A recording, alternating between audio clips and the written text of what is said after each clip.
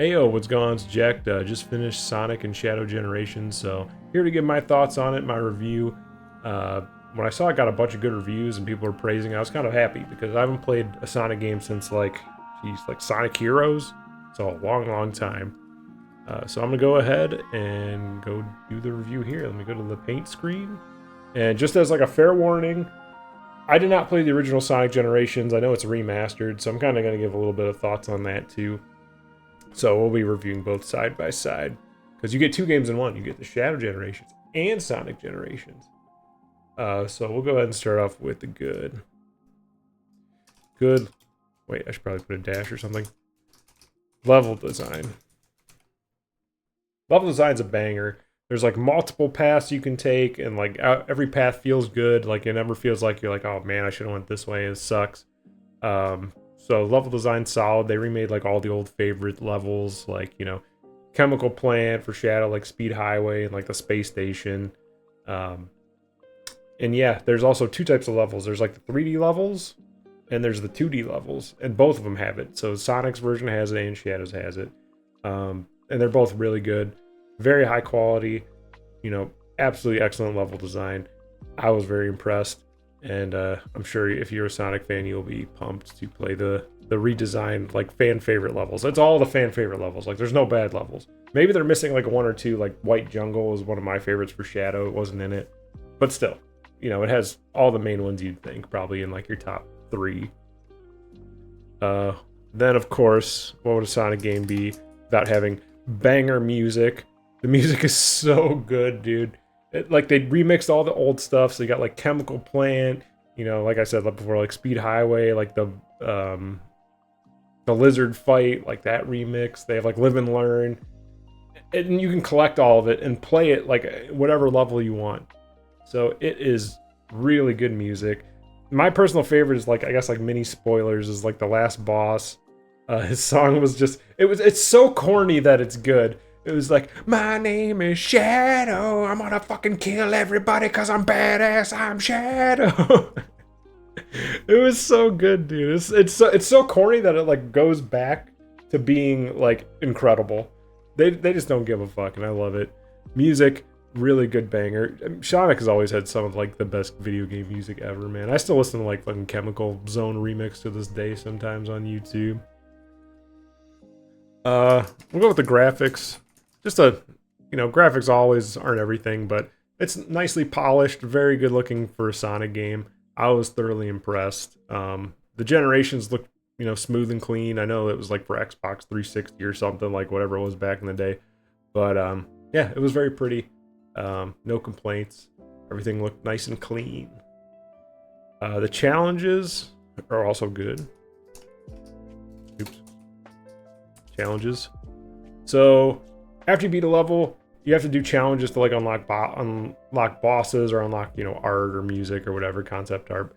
And some of them are really good. Most of them are really good, I should say. So you have to like collect rings. Sometimes you have to go through a level with only one ring. Sometimes you have to destroy like so many enemies. You have to beat it within a certain amount of time.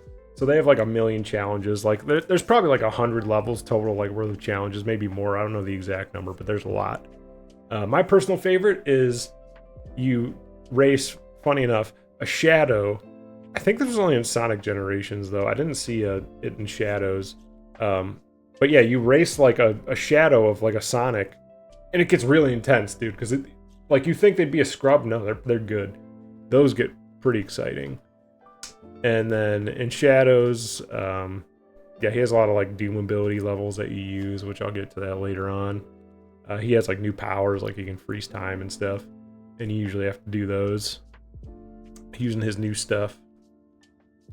And then boss fights are all good. It's all like the old classic bosses, and spoilers, I guess, if you care, but like the Bio Lizard, the Metal Sonic from Sonic Heroes, like Mephapheles or whatever from 06.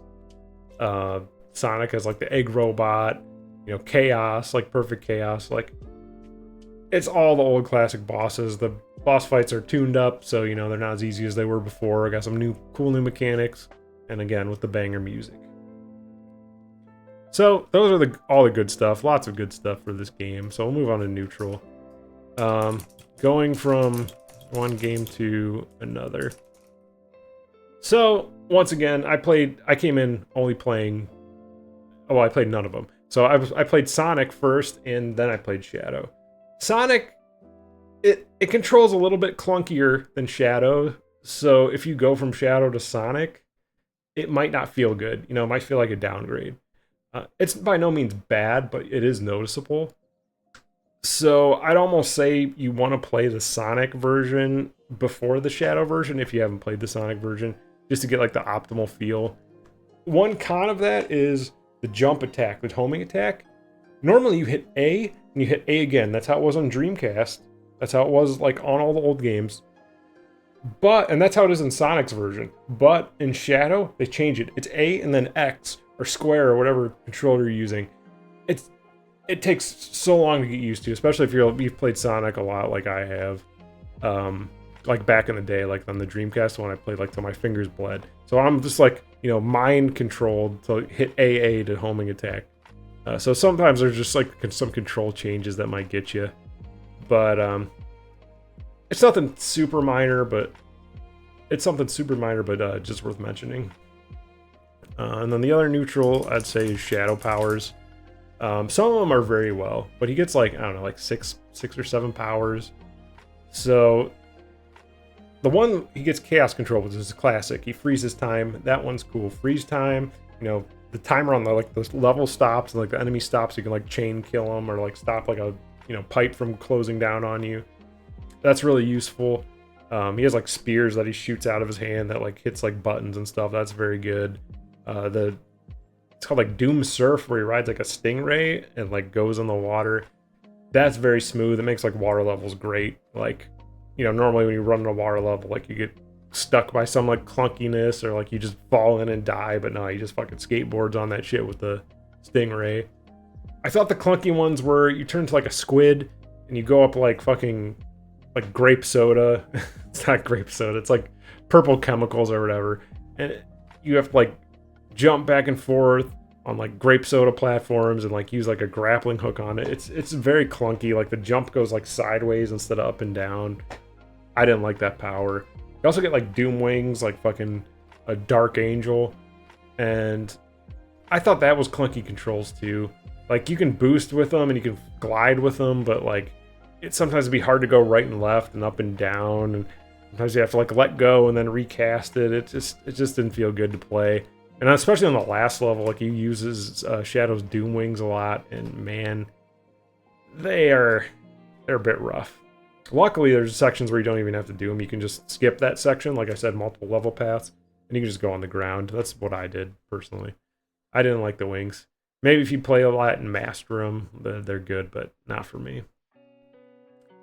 Then the bad, very short. It is a short game. If you just do main story only. So Sonic's was probably about 4 hours. Shadow's maybe about 5 hours. So like you're looking at 9 hours for like $50. So if you haven't played the Sonic one, I'd say it's probably worth it for 50. For the Shadow one, 5 hours for 50. Maybe it's a little bit steep for you. Probably can wait till it goes on sale. You can extend it by doing the challenges. Like I said, there's probably like a bazillion challenges, like 100. But they can get repetitive a little bit. So I personally didn't want to do all the challenges. I did like probably like a fourth of them, like a third of them. So I still have that gameplay left. So it depends on how you want to play it. If you just want to play it, beat it, probably looking at 5 hours. If you do the challenges, maybe like throw an extra 5 on there, so like 10. But yeah, it's not super long. Good game, but like I said, rides over quick. And then my personal one is the open world, man. I didn't spell world right. I didn't like the open world. It's like all white and like you have to run and there's like challenges everywhere.